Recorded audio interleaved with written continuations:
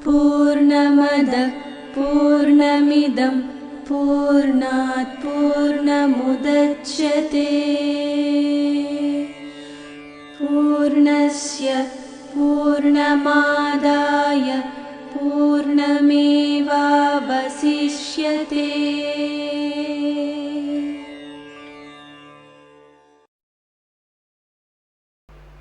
ఈరోజు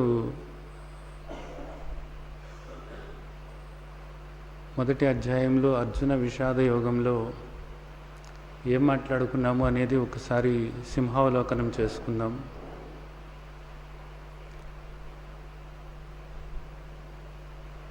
అర్జునుడు యుద్ధరంగానికి వెళ్ళిన తర్వాత ఎదురుగా ఉన్నటువంటి కౌరవులను చూసి నా రథసారథితో పరమాత్మతో ఏం చెబుతున్నారు అంటే, ఒకసారి ఈ రథాన్ని ఇరుసేనల మధ్యలో నిలబెట్టు, ఆ విధంగా నిలబెట్టినట్లయితే నేను ఎవరెవరు ఈ యుద్ధంలో భాగస్వాములు అవుతున్నారో వాళ్ళందరినీ కూడా నేను స్పష్టంగా చూడాలని అనుకుంటున్నాను. అలాగే ఎవరితో నేను యుద్ధం చేయాలని అనుకుంటున్నానో వాళ్ళందరినీ కూడా నేను స్పష్టంగా చూడాలని అనుకుంటున్నాను అని అడిగినప్పుడు భగవాన్ ఉవాచ, భగవంతుడు పరమాత్మ చెబుతున్నారు ఏమని, పశ్యైతాన్ సమవేతాన్ కుర్వనితి, చూడు నీ ఎదురుగా ఉన్నటువంటి నీకు దుఃఖాన్ని కలిగిస్తున్నటువంటి, నీకు విషాదాన్ని కలిగిస్తున్నటువంటి నీ శత్రువులను చూడు అని చెప్పటం జరిగింది. ఇది ఎంతో ముఖ్యమైనటువంటి బోధ. పశ్యైతాన్ సమవేతాన్ కురునీతి అనేది ఎదురుగా ఉన్న శత్రువుల్ని చూడనప్పుడు ఎవరితో యుద్ధం చేయాలో తెలియదు. శత్రువు అన్నప్పుడు నిజానికి ఒక్కొక్కసారి ఎదురుగా కనపడుతూ ఉంటారు స్పష్టంగా, ఒక్కొక్కసారి కనపడరు, పొంచి ఉండటం అనేది జరుగుతుంది. ఏ మూలన ఏ శత్రువు పొంచి ఉన్నాడో, ఏ వ్యూహం పన్ని నీ మీద దాడి చేయటానికి సిద్ధంగా ఉన్నారో అనేక సార్లు గమనించటం అనేది కూడా కష్టమవుతుంది. సరే, అక్కడ ఎదురుగా ఉన్నటువంటి శత్రువులను చూసిన తర్వాత అందరూ కూడా తనకు కావలసిన వాళ్ళే, ఎవరూ కూడా శత్రువుల్లాగా ఇప్పుడు కనపడటం లేదు, అందరూ కూడా నా వాళ్ళే అని అంటున్నాడు. యుద్ధానికి సిద్ధమై వచ్చాడు. యుద్ధానికి సిద్ధమై వచ్చి ఇప్పుడు ఏమంటున్నాడు, అందరూ కూడా నా వాళ్ళే, అందరూ కూడా నాకు ఎంతో కావలసినటువంటి వాళ్ళు, వీళ్ళతో నేను యుద్ధం చేసి విజయం సాధించి ఏ సుఖాన్ని నేను పొందాలి, అందుకోసం నాకు విజయము వద్దు, రాజ్యము వద్దు, కాబట్టి నేను యుద్ధం చేయను, వీళ్ళని సంహరించాలి అని నేను అనుకోవటం లేదు అని చెప్పటం జరిగింది. అంటే ఎదురుగా ఉన్నటువంటి వాళ్ళు నా స్వజనులు, నా వాళ్ళు, నాకు కావలసిన వాళ్ళు, నాకు హితులు, నాకు సన్నిహితులు, అందరూ కూడా నా వాళ్ళే. వీళ్ళతో నేను యుద్ధం చేయాలి అని అనుకున్నప్పుడు నిజానికి నాకు నాలిక ఎండిపోతుంది, అవయవాలు పట్టు తప్పిపోతున్నాయి, కాళ్ళు చేతులు అసలు ఆడటం లేదు, శరీరం నా స్వాధీనంలో ఉండటం లేదు. నా చేతుల్లో ఉన్నటువంటి ఈ గాంధీవము కింద పడిపోయేలాగా ఉంది. నేను దీన్ని కూడా పట్టుకోలేనంత స్థితి నాకు అనుభవం అవుతుంది. ఇక్కడ అంతగా నేను బలహీనులాగా అయిపోయాను. వీళ్ళతో యుద్ధం చేయాలి అనుకున్నప్పుడు అంతగా నేను బలహీనుడిని అయిపోయాను అని ఆ విధంగా తన శోకాన్ని వ్యక్తపరుస్తున్నాడు. ముందు మనం రాగం చూసాము. అందరూ కూడా నా వాళ్ళు, నా స్వజనులు, నాకు ఎంతో కావలసిన వాళ్ళు, నాకు హితులు, నాకు సన్నిహితులు, నాకు ఆప్తులు, వీళ్ళందరూ కూడా అని ఆ రాగాన్ని మనం చూడటం జరిగింది. అలాగే అర్జునుడు ఇంతగా దుఃఖపడుతున్నప్పుడు ఈ శోకాన్ని కూడా మనం చూడటం జరిగింది. ఎప్పుడైతే శోకంతో అంటే ఈ దుఃఖంతో మనస్సు బలహీనమైందో, బలహీనమైనటువంటి మనస్సు విచక్షణ జ్ఞానం అనేటటువంటిది కోల్పోతుంది. ఎప్పుడైనా సరే, ఎవరైనా సరే దుఃఖపడుతున్నప్పుడు, మనస్సు క్షోభకు గురి అవుతున్నప్పుడు, విషాదంలో కూరుకుపోయినప్పుడు విచక్షణ జ్ఞానము అనేటటువంటిది పోతుంది, వివేకము అనేటటువంటిది పోతుంది. ఆ విచక్షణ జ్ఞానం కోల్పోయి మనస్సు బలహీనం అవ్వటం వల్ల శోకంలో కూరుకుపోయినటువంటి అర్జునుడు విచక్షణ జ్ఞానం కోల్పోయి ఏమంటున్నాడు ఇప్పుడు? నేను వీళ్లను చంపను. ఇదంతా కూడా మోహం. చంపటానికి సిద్ధమై వచ్చి ఇప్పుడు నేను వీళ్లను సంహరించను, వీళ్లతో యుద్ధం చేయటము అనేటటువంటిది మనకు శ్రేయోదాయకము కాదు. ఎవరైతే తనను దుఃఖానికి గురి చేస్తున్నారో వాళ్ళతో యుద్ధం చేయటం అన్నది తనకు శ్రేయోదాయకము కాదట. ఇది ధర్మము కూడా కాదు అంటున్నాడు. ఇది ధర్మం కూడా కాదు. వాళ్ళను సంహరించినట్లయితే అది అధర్మం అవుతుంది, ధర్మం కాదు. క్షత్రియుడిగా వాళ్ళను చంపటం అనేటటువంటిది, వాళ్ళను యుద్ధంలో చంపేసేయటం అనేటటువంటిది తనకు ధర్మం. నిజానికి ఆ ధర్మం నిర్వర్తించటానికి తను యుద్ధరంగానికి వచ్చి ఇప్పుడు ఏమంటున్నాడంటే, ఆ మహాపాపానికి ఒడిగట్టినటువంటి ఈ పాపులను నేను చంపితే అది నాకు శ్రేయస్సు కాదు, వాళ్ళను చంపితే అధర్మం పెరిగిపోతుంది అంటున్నాడు.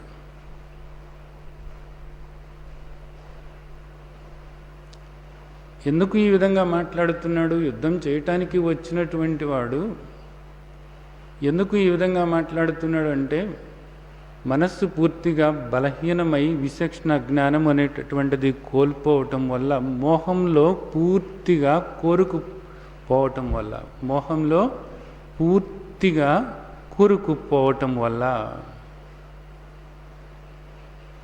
ఇంకా నా వల్ల కాదు అని చెప్పేసి రథంలో చతికిలబడ్డాడట. ఇది మనం అర్థం చేసుకున్నాము. ఇక్కడ మన పరిస్థితి కూడా ఇలాగే ఉంది. నిజానికి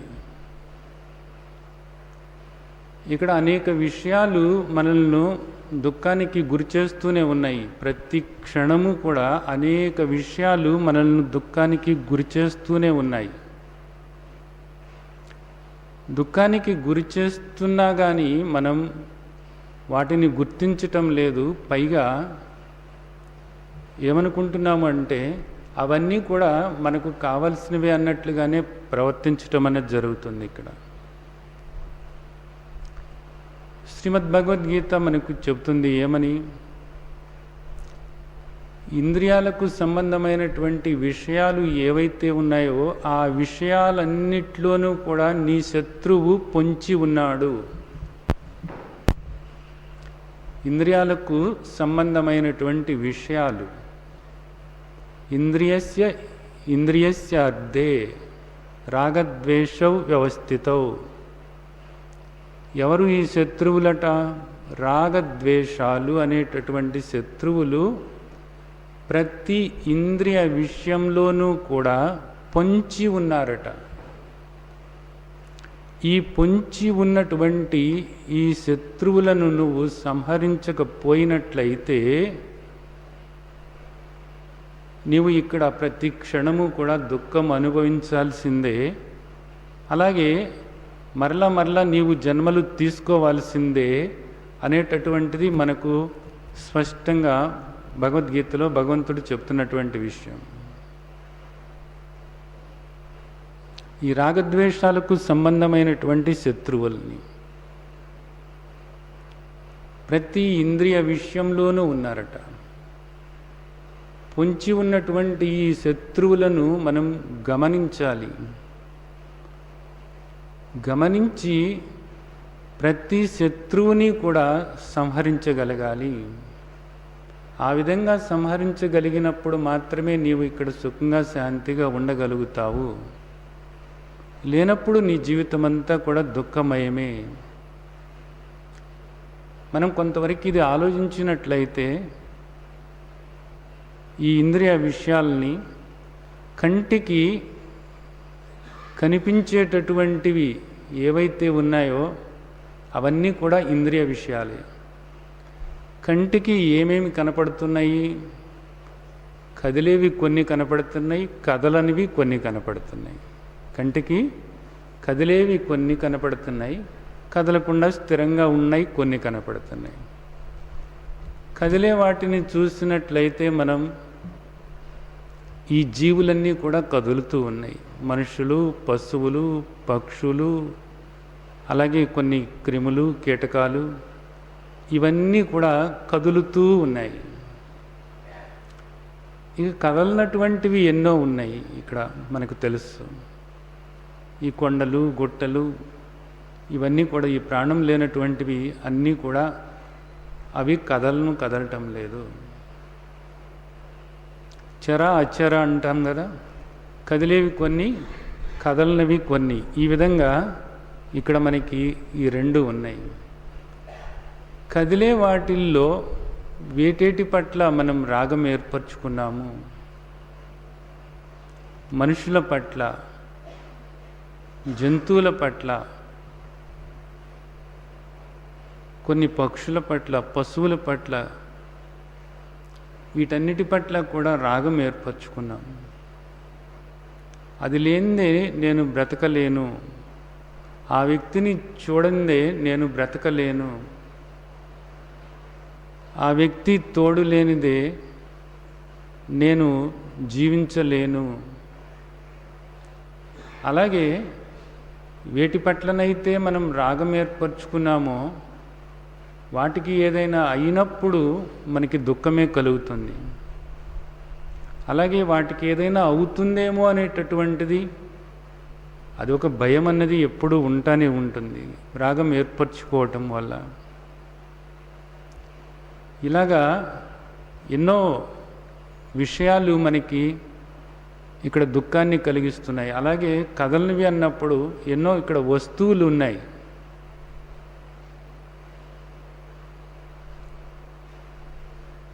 మీ ఇంట్లో మీరు ఏర్పరచుకునేటటువంటి వస్తువుల దగ్గర నుంచి బయట మీరు చూసేటటువంటి అనేక వస్తువులు, అనేక ప్రదేశాలు, ఇవన్నీ కూడా మీరు చూసినప్పుడు వాటి పట్ల రాగమో లేదా ద్వేషమో ఏదో ఒకటి కలుగుతూనే ఉంటుంది. ప్రతి ఇంద్రియ విషయంలోనూ కూడా రాగమో ద్వేషమో అనేది కలుగుతూనే ఉంటుంది పూర్తిగాను. ఇప్పుడు ఆలోచించుకోవాలి, కంటితో ఏవేవి చూస్తున్నాము, చూస్తున్నటువంటివి ఏవి మనకు దుఃఖాన్ని కలిగిస్తున్నాయి, ఎందుకు దుఃఖాన్ని కలిగిస్తున్నాయి, ఇది విచారణ చేయాలి. విచారణ చేసి దేనికి నీవు దుఃఖపడుతున్నావు, అది గమనించుకోగలగాలి. అంటే ఏదో ఒక విషయంతో నీ మనస్సు అతుక్కుపోయింది, అంటుకుపోయింది. ఆ అంటుకుపోయినటువంటిది రాగం అంటే అంటుకుపోవటమే. ఆ అంటుకుపోయినటువంటిది నీకు దుఃఖాన్ని కలిగిస్తుంది. వీటిని నువ్వు గుర్తించగలిగినట్లయితే వీటి నుంచి నువ్వు బయటపడటం అన్నది కుదురుతుంది. అలాగే చెవికి విషయాలు ఏమిటి? శబ్దము అనేటటువంటిది. ఇది బాగుంది, ఇది బాగోలేదు, ఇది మంచి శ్రావ్యంగా ఉంది, వినటానికి వినసొంపుగా ఉంది, ఇది వినసొంపుగా లేదు. అలా ఒక శబ్దాన్ని పట్ల నీవు రాగం ఏర్పరచుకున్నావు, ఒక శబ్దం పట్ల ద్వేషం ఏర్పరచుకున్నావు. ఏదైనా కానీ అది శబ్దమే. అది ఈ కర్ణేంద్రియానికి విషయమే అయి ఉంది. ఒక శబ్దం పట్ల రాగం ఏర్పరచుకుంటున్నావు, ఒక శబ్దం పట్ల ద్వేషం ఏర్పరచుకుంటున్నావు. వాళ్ళు కఠినంగా మాట్లాడారు అనేది అనుకుంటున్నావు. అక్కడ ఏమవుతుంది? వాళ్ళు కఠినంగా కాకుండా సౌమ్యంగా మాట్లాడాలి అనేటటువంటి ఆలోచన నీకు ఏదైతే ఉందో ఆ ఆలోచనతో నీవు మమేకమై ఆ ఆలోచన పట్ల నీ అభిప్రాయం పట్ల రాగం ఏర్పరచుకుంటున్నావు. అలాగే ఒక్కొక్క శబ్దం, అవి పాటలు కావచ్చు, సంగీతం కావచ్చు, అవి వింటున్నప్పుడు అవి వినకపోతే నాకు ఏమీ తోయటం లేదు అని చెప్పేసి వాటి పట్ల ఒక రాగం ఏర్పరచుకుంటున్నావు. ఆ సమయానికి కరెంటు పోయినా లేదా ఆ సంగీతం వినిపించడానికి అనువైనటువంటి ఆ టేప్ రికార్డర్ కానీ ఆ పరికరం కానీ లేకపోయినా నీకు బాధ కలుగుతూ ఉంటుంది. ఇవన్నీ కూడా చిన్న చిన్న దుఃఖాలే, కానీ ఒక్కొక్కసారి ఇవే ఎంతో తీవ్రమైనటువంటి అలజడికి, ఆందోళనకు కారణమవుతూ ఉంటాయి. అలాగే నాసికకు విషయాలైనటువంటి వాసనలు, ఈ రోజున రకరకాలైనటువంటి వాసనలు మీకు సెంట్లు, అత్తర్లు, స్ప్రేలు, పెర్ఫ్యూమ్లు ఇలాంటివి ఎన్నో ఉన్నాయి. వాటి పట్ల రాగమో లేకపోతే ద్వేషమో ఏర్పరచుకుంటున్నారు. ఈ వాసన అంటే నాకు పడదు, ఈ వాసన నాకు తలనొప్పి కలిగిస్తుంది అని అనేక మంది కొన్ని వాసనల పట్ల ద్వేషం ఏర్పరచుకుంటున్నారు. కొందరు కొన్ని వాసనల పట్ల రాగము ఏర్పరచుకుంటున్నారు.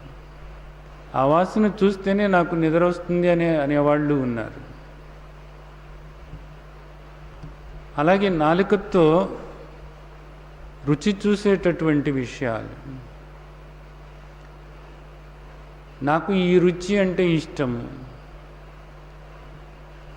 ఆ రుచి నీ నాలుకకు సోకనప్పుడు నీకు బాధ కలుగుతూ ఉంటుంది, దుఃఖం కలుగుతూ ఉంటుంది. నాకు ఈ రుచి అంటే గిట్టదు అసలు అంటే ఒకదాన్ని నువ్వు ద్వేషిస్తున్నావు, ఒకదాన్ని నువ్వు ప్రేమిస్తున్నావు. రాగం నాకు ఇష్టము అని దాన్ని ఇష్టపడుతున్నావు. ఒకటేమో ద్వేషిస్తున్నావు, ఒకటేమో ఇష్టపడుతున్నావు. అలాగే స్పృశించేటటువంటివి కూడా కొన్ని నాకు నచ్చుతున్నాయి, కొన్ని నాకు నచ్చటం లేదు అని అంటున్నావు. ఇవన్నీ కూడా ఈ ఇంద్రియాలకు సంబంధమైనటువంటి విషయాలు ఎన్నో ఉన్నాయి. వాటి పట్ల రాగం ఏర్పరచుకొని ఆ రాగం అనేటటువంటి దాన్ని పోగొట్టుకోవటానికి ఇష్టపడకుండా ఇక్కడ ఎంతో దుఃఖాన్ని అనుభవిస్తున్నావు అన్నదాన్ని ముందు నువ్వు అర్థం చేసుకోవాలి.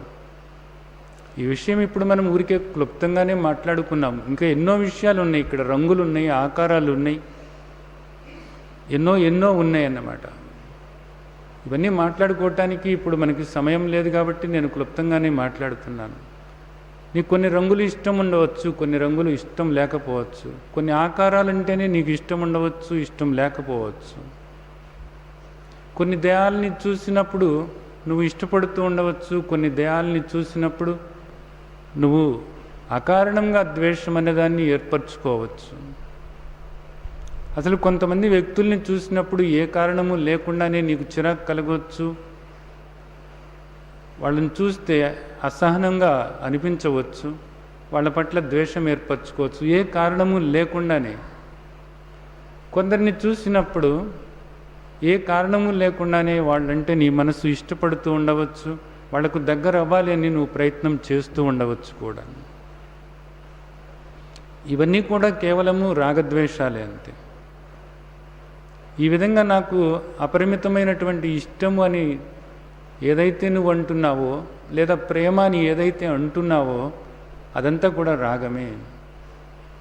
అలాగే నాకు ఇది ఇష్టం లేదు, నాకు నచ్చటం లేదు, నాకు చిరాకు కలుగుతుంది, నాకు అసహనంగా ఉంది అని దేని గురించి అయితే అంటున్నావో అదంతా కూడా ద్వేషమే అవుతుంది. ఇలా ఈ ఇంద్రియాలకు సంబంధమైనటువంటి అనేక విషయాలలో నీవు రాగము ద్వేషము ఏర్పరచుకుని కూర్చున్నావు. పూర్తిగా రాగద్వేషాల్లో కూరుకుపోయి ఉన్నావు. ప్రతి విషయంలోనూ కూడా ఈ శత్రువులు పొంచే ఉన్నారు. ఏదో ఒక సమయంలో అదును చూసి నీవు దుఃఖపడేలాగా ఈ శత్రువులు అక్కడ వ్యవహరిస్తూనే ఉన్నారు. ఈ రాగద్వేషాలు అనేటటువంటి శత్రువులు పొంచి పొంచి నీకు దుఃఖం కలిగించేలాగా చేస్తూనే ఉన్నారు. దీని వివరంగా మీరు ఆలోచించినట్లయితే ప్రతి విషయంలోనూ కూడా ఈ శత్రువులు మీకు కనపడుతూనే ఉంటారు. ప్రతి విషయంలోనూ కూడా, ఒక్కదానిలో కాదు, ప్రతి విషయంలోనూ కూడా మీకు కనపడుతూనే ఉంటారు ఈ శత్రువులు. దానిలో అనుమానం ఏమీ కూడా లేనే లేదు. ఇంకా ఇప్పుడు ఈ శత్రువులు నీకు ప్రతి క్షణము కూడా నిన్ను బాధపడేలాగా చేస్తూనే ఉన్నారు అంతే. బాధకు గురి చేస్తూనే ఉన్నారు ప్రతి క్షణము అన్నట్లుగా. ఏదో ఒకటి గుర్తుకొస్తూనే ఉంటుంది. ఈ బాహ్యమైనటువంటి ఈ ఇంద్రియాలకు సంబంధమైనటువంటి విషయాలే కాకుండా మనస్సులో ఇంకా అనేక విషయాలు కదులుతూ ఉంటాయి అన్నమాట. కొన్ని ఈ ఇంద్రియాలకు సంబంధం లేకుండానే పదవుల పట్ల రాగమన్నది ఏర్పడుతుంది, పలుకుబడి పట్ల రాగమన్నది ఏర్పడుతుంది, ఆస్తుల పట్ల అంతస్తుల పట్ల రాగమన్నది ఏర్పడుతుంది, ద్వేషమన్నది ఏర్పడుతుంది. అలాగే కులం పట్ల రాగం, వర్గాల పట్ల రాగం, స్త్రీ పురుషుల పట్ల రాగము ద్వేషము కూడా, మతం పట్ల రాగము ద్వేషము, గోత్రం పట్ల రాగము ద్వేషము. ఈ విధంగా చూసినట్లయితే ఎన్నో విషయాలు ఇక్కడ మనకు కనపడుతూ ఉంటాయి. చూడండి, ఇప్పుడు మీరు ఆలోచించినట్లయితే వర్గ విభేదాలు ఏ విధంగా ఉన్నాయో చూడండి, కుల విభేదాలు ఏ విధంగా ఉన్నాయో చూడండి. చివరికి స్త్రీల పట్ల లేదా పురుషుల పట్ల కూడా కొందరికి రాగం ఉంది, కొందరికి ద్వేషం ఉంది. ఈ రోజున ఆడపిల్లలు పుడితే కేవలము ఆ లింగ నిర్ధారణతో వాళ్ళని హత్య చేస్తున్నారు అనేటటువంటిది మనం ఎన్నోసార్లు వింటూనే ఉన్నాము. కడుపులో ఉన్నటువంటి బిడ్డ ఆడబిడ్డ అయితే కడుపులోనే ఆ బిడ్డను చంపేస్తున్నారు అనేటటువంటిది కూడా ఈరోజు అనేక సార్లు మీరు పేపర్లో కూడా చదువుతున్నారు. ఎందుకని? ద్వేషం వల్ల. అంటే మగబిడ్డల పట్ల రాగము, ఆడబిడ్డల పట్ల ద్వేషం అన్నమాట. ఆ ద్వేషంతో నువ్వు ఎంతటి పాపానికి ఒడిగడుతున్నావు అనేటటువంటిది కూడా ఆలోచించటం లేదు. ఆడబిడ్డ అని తెలిసినప్పుడు ఏమవుతుంది? దుఃఖం కలిగింది. విషాదం కలిగింది. ఆ విషాదం నిన్ను ఎక్కడికి తీసుకువెడుతుంది? మోహంలోకి తీసుకువెడుతుంది. ఒక్కసారి మోహం, నీ మనస్సు విషాదంతో పూర్తిగా విషాదంలో నీ మనస్సు కూరుకుపోయినప్పుడు నీకు విచక్షణ జ్ఞానం అనేటటువంటిది పోతుంది. పాపమే నీకు పుణ్యంలాగా కనపడుతుంది, అధర్మమే నీకు ధర్మంలాగా కనపడుతుంది, అన్యాయమే న్యాయంలాగా కనపడుతుంది, అవినీతి నీతిలాగా కనపడుతుంది, చెడు నీకు మంచిలాగా కనపడుతుంది. నీకు హాని కలిగించేటటువంటి వాళ్ళు స్నేహితుల్లాగా కనపడతా ఉంటారు. నిన్ను సర్వనాశనం చేయటానికి కంకణం కట్టుకున్నటువంటి వాళ్ళు నీకు శ్రేయోభిలాషుల్లాగా కనపడతా ఉంటారు.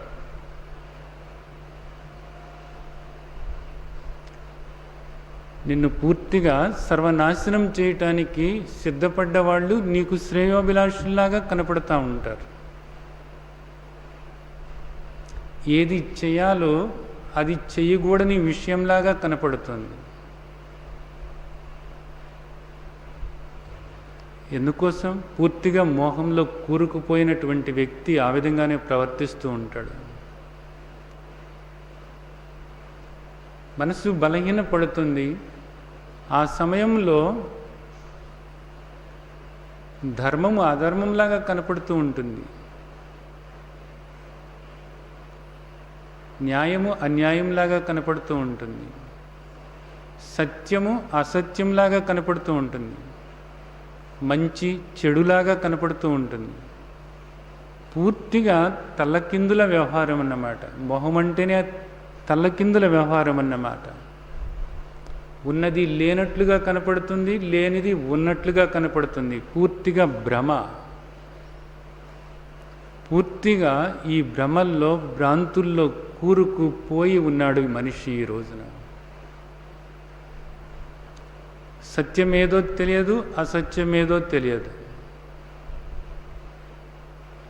ఇది సత్యము అని చెప్తే వినటానికి ఇక్కడ ఎవరు కూడా సిద్ధంగా ఉండరు. ఎందుకని? మోహంలో కూరుకుపోయి ఉన్నారు కాబట్టి. ఈ మోహమే అజ్ఞానం.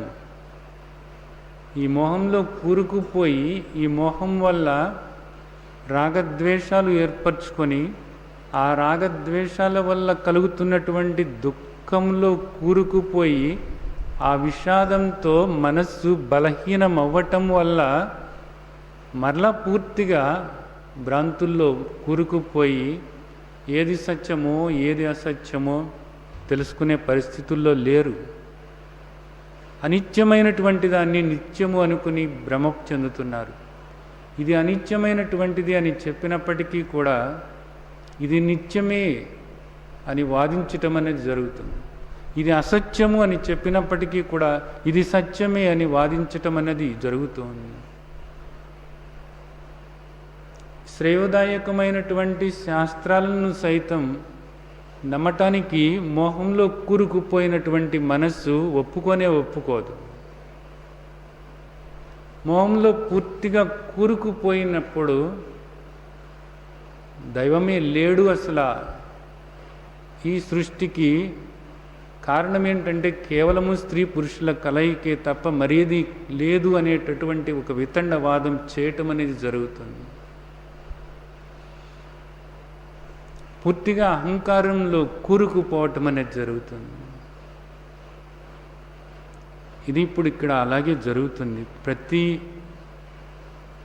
ఇంద్రియము కూడా ఆ ఇంద్రియ విషయాలను స్పృశించినప్పుడు నీకు రాగద్వేషాలు కలుగుతున్నాయి. ఆ రాగద్వేషాల్లో నువ్వు కూరుకుపోతే దుఃఖం కలుగుతుంది. ఈ దుఃఖం నిన్ను మోహంలో పడవేస్తుంది. ఈ మోహంలో పడవేసినప్పుడు ఎంతటి శాస్త్రమైనా సరే, అది ఎంతటి మోక్ష ధర్మాలు నువ్వు విన్నప్పటికీ కూడా అవన్నీ కూడా ఎందుకోసం అనుకుంటావు అంటే కేవలము ఈ ఇంద్రియ విషయాల్లో సుఖం పొందటం కోసమే అనుకుంటావు. అది భగవద్గీతే కావచ్చు, లేదా వశిష్ఠ గీతే కావచ్చు, రిభుగీతే కావచ్చు, అష్టావక్ర గీతే కావచ్చు, ఏ గీత అయినప్పటికీ కూడా, ఎంతటి మహాత్ముడు బోధిస్తున్నప్పటికీ కూడా, ఎంతటి సమర్థ సద్గురువు బోధిస్తున్నప్పటికీ కూడా, అదంతా కూడా ఎందుకోసము అని నీ ఆలోచన ఎందుకోసం అనుకుంటావు అంటే, కేవలము ఈ పంచ జ్ఞానేంద్రియాలకు సంబంధమైనటువంటి విషయాలు ఏవైతే ఉన్నాయో వాటిల్లో ఇంకా సుఖము, శాంతి, ఇంకా సంతృప్తి పొందటం కోసమే, ఇంకా ఈ బాహ్యమైనటువంటి విషయాల్లో లబ్ధి పొందటం కోసమే అని ఆలోచిస్తావే తప్ప, ఇవి నాకు సుఖశాంతులను ఇవ్వవు, వీటి వల్ల నేను ఎప్పుడు కూడా సుఖము, శాంతి పొందను. యథార్థమైనటువంటి జ్ఞానం ఏదైతే ఉందో ఆ జ్ఞాన దృష్టి ఏర్పరచుకున్నప్పుడు మాత్రమే నాకు నిరంతర సుఖశాంతులు లభిస్తాయి అని అర్థం చేసుకోలేదు.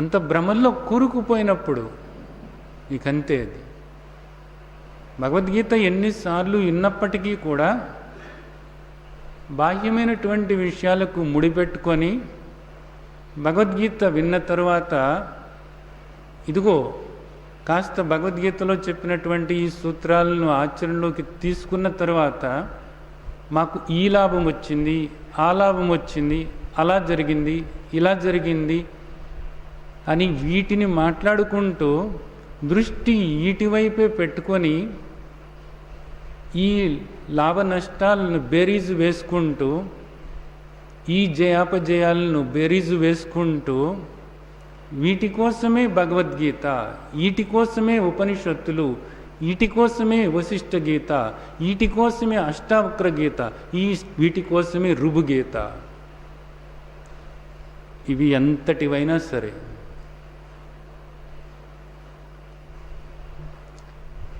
వీటి కోసం కాదు నువ్వు తాపత్రయపడాల్సినటువంటిది. యథార్థమైనటువంటి సుఖశాంతులు ఏవైతే ఉన్నాయో ఎప్పుడూ మారనటువంటివి, ఆ సుఖశాంతుల కోసం నువ్వు ప్రయత్నం చేయాలి. ఈ అజ్ఞానం నుండి నీవు బయటపడాలి. ఇవన్నీ కూడా దీనికోసమే అనుకున్నప్పుడు నీ అజ్ఞానానికి నువ్వు ఇంకా బలాన్ని ఇస్తున్నావు, నీ అహంకారానికి ఇంకా బలాన్ని ఇచ్చుకుంటున్నావు. నీ అహంకారానికి ఇంకా బలాన్ని చేకూర్చుకుంటున్నప్పుడు, ఇంకా అజ్ఞానంలోనే నేను పడి ఉండాలి అని నువ్వు భావన చేస్తున్నప్పుడు, ఎంతటి గ్రంథమైనప్పటికీ కూడా నీకు ఏ ప్రయోజనాన్ని ఇవ్వదు. నీకు దుఃఖం అన్నది తప్పదు. ఎందుకనంటే ఇక్కడ ఏదో తాత్కాలికంగా నీకు లబ్ధి కలిగినట్లుగా నీకు అనిపిస్తుంది అంతే. ఏది ప్రాప్తమో నీకు అది ప్రాప్తించి తీరుతుంది అంతే. ఈ బాహ్యమైనటువంటి విషయాలలో నువ్వు సత్కర్మ ఆచరించినట్లయితే నీకు సత్ఫలితాలు కలుగుతాయి అంతే.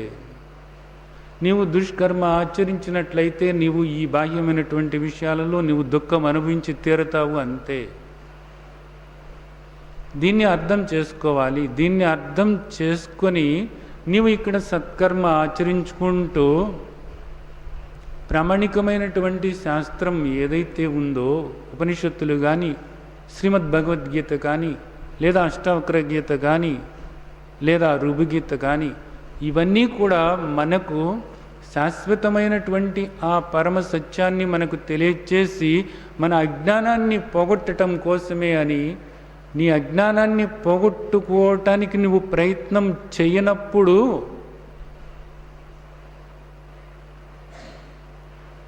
నీవు మోహంలో ఉన్నట్లే. నీ అజ్ఞానాన్ని పోగొట్టుకోవటానికి ఈ గ్రంథాలన్నీ కూడా నీ అజ్ఞానాన్ని పోగొట్టుకోవటానికి అని, నీ అజ్ఞానం ఏదైతే ఉందో ఆ అజ్ఞానం వల్ల ఏర్పడినటువంటి రాగద్వేషాలు ఏవైతే ఉన్నాయో ఆ రాగద్వేషాల వల్ల నువ్వు చేసేటటువంటి అహంకారంతో నువ్వు చేసేటటువంటి కర్మకాండలు ఏవైతే ఉన్నాయో వాటిని నువ్వు పోగొట్టుకోవటానికి ప్రయత్నం చేయనప్పుడు ఇక్కడ ఈ దుఃఖం నుండి బయటపడటం అన్నది కుదరనే కుదరదు.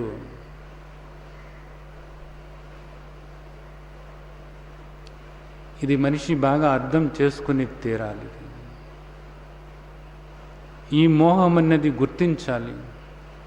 ఈ రాగద్వేషాలు పొంచి ఉన్నటువంటి ఈ శత్రువులైనటువంటి మహాశత్రువులు, మామూలు శత్రువులు కాదు, మహాశత్రువులు అంటున్నారు మహర్షులు, మహాత్ములు. ఈ మహాశత్రువులను నీవు ప్రతి క్షణము కూడా పొంచి ఉన్న ఈ మహాశత్రువులను ప్రతి క్షణము కూడా గమనిస్తూ గమనిస్తూ గమనిస్తూ ఉండాలి. ఎందుకనంటే ఇక్కడ వేలాది వేలుగా ఎన్నో ఇంద్రియ విషయాలు ఉన్నాయి. కంటితో ఎన్ని చూసామో ఇప్పటికీ, ఇంకా మనం ఎన్ని చూడాలో. ఈ కన్ను ఉన్నంత వరకు కూడా కన్ను చూస్తూనే ఉంటుంది. ఇప్పటికి చూసిన వాటి పట్ల ఎన్నిటి పట్లనో రాగం ఏర్పరచుకున్నాము, ఎన్నిటి పట్లనో ద్వేషము ఏర్పరచుకున్నాము. ఇంకా ఈ కన్ను ఉన్నంత వరకు ఇంకా ఎన్ని చూడాలో, ఈ శ్వాస ఉన్నంత వరకు కన్ను పనిచేస్తూనే ఉంటుంది. ఈ కంటితో ఇంకా ఎన్ని చూడాలో.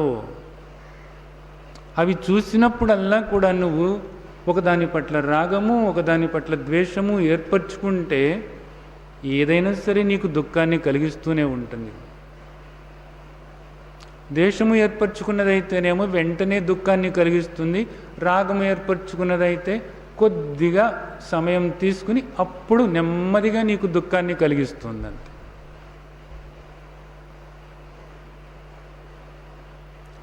అలాగే ఈ చెవి ఇప్పటి వరకు ఎన్నో శబ్దాలు వింది, ఎందరి మాటలో వింది,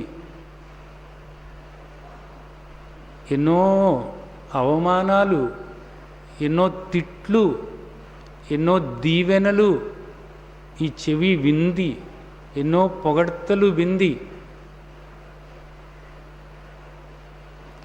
ఎన్నో విమర్శలు వింది, ఎన్నో కోపపు మాటలు వింది, ఎన్నో సంతోషకరమైన మాటలు వింది. కొన్నిటి పట్ల రాగం ఏర్పరచుకుంది, కొన్నిటి పట్ల ద్వేషము ఏర్పరచుకుంది. ఈ చెవి ఇంకా ఈ చివరి శ్వాస వరకు పనిచేస్తూనే ఉంటుంది. ఇప్పుడు చెవి పనిచేయకపోయినా దాన్ని ఏదోటి వినటం కోసం మిషన్లు వచ్చినాయి కదా, అది పెట్టుకున్నైనా కానీ ఏదో ఒకటి వినాల్సిందే, తప్పదు ఇక్కడ. ఇకపై ఎన్నిటి పట్లనో నువ్వు రాగము ద్వేషము ఏర్పరచుకుంటానే ఉంటావు. రాగద్వేషాలన్నవి వదలనే వదలవు. అంటే ఎన్నో రకాలైనటువంటి రుచులు ఇప్పటి వరకు కూడా కొన్నిటి పట్ల ద్వేషం ఏర్పరచుకున్నావు, కొన్నిటి పట్ల రాగము ఏర్పరచుకున్నావు. వాసనలు అనేక విషయాల పట్ల, అనేక వాసనల పట్ల ఇష్టత ఏర్పరచుకున్నావు, కొన్నిటి పట్ల ద్వేషము ఏర్పరచుకున్నావు. అలాగే ఆ స్పర్శ సుఖము ఏదైతే ఉందో వాటి పట్ల కొన్నిటి పట్ల ద్వేషము ఏర్పరచుకున్నావు, కొన్నిటి పట్ల రాగము ఏర్పరచుకున్నావు. ఈ విధంగా చూసినట్లయితే ఇప్పటికీ ఎన్నిటి పట్ల మనం ఆల్రెడీ ఇప్పటికీ లోపల ఈ రాగద్వేషాలన్నవి ఎంతగా స్థిరపరచుకుని ఉన్నామో, అవన్నీ మన ముందుకు వచ్చినప్పుడు ఏమవుతుంది? ఈ రాగమో ద్వేషమో పైకి వస్తుంది, దానివల్ల దుఃఖం కలుగుతుంది. కొన్నిటి వల్ల వెంటనే దుఃఖం కలుగుతుంది, కొన్నిటి వల్ల కొంచెం ఆలస్యంగా నెమ్మదిగా చాప కింద నీరులాగా దుఃఖం కలిగిస్తుంది. ఇకపై ఈ పంచ జ్ఞానేంద్రియాలతో నీవు పొందబోయేటటువంటి ఆ విషయాలు ఏవైతే ఉన్నాయో, అనుభవానికి తెచ్చుకునే విషయాలు ఏవైతే ఉన్నాయో వాటన్నిటిలోనూ కూడా రాగము ద్వేషము అనేటటువంటి శత్రువులు పొంచి ఉన్నారు. భగవద్గీత చెబుతున్నటువంటి విషయం. ఇంకా నీ మనస్సు ఉండనే ఉంది. ఇక్కడ ఎందరి పట్లనో నువ్వు రాగం ఏర్పరచుకున్నావు, అలాగే ద్వేషము ఏర్పరచుకున్నావు. అలాగే నీ ఉద్యోగం పట్ల, నీ వృత్తి పట్ల, నీ వ్యాపారం పట్ల, నువ్వు చదివే చదువు పట్ల కొందరికి ద్వేషము ఉంది, కొందరికి రాగము ఉంది. మీ కులం పట్ల, మీ గోత్రం పట్ల, మీ మతం పట్ల, మీ వర్గం పట్ల, మీరు ఓటేసే పార్టీ పట్ల, మీరు అభిమానించే రాజకీయ నాయకుల పట్ల, మీరు అభిమానించే క్రికెట్ ఆడేటటువంటి వాళ్ళ పట్ల, సినిమా యాక్టర్ల పట్ల, ఎన్ని విషయాలు, కొన్ని ప్రదేశాల పట్ల, కొన్ని ప్రాంతాల పట్ల ఎన్నున్నాయో చూడండి. నిజానికి ఆస్తుల పట్ల, ఆభరణాల పట్ల, ఇండ్లు వాకిళ్ళు పట్ల, గొడ్లు గోద, ఒకటేమిటి వేలాదిగా ఉన్నటువంటి ఈ విషయాలన్నీ కూడా ప్రతిదీ మీకు రాగమో ద్వేషమో కల్పిస్తూనే ఉన్నాయి. ఏదో ఒక టైంలో నీకు దుఃఖం కలిగిస్తూనే ఉన్నాయి.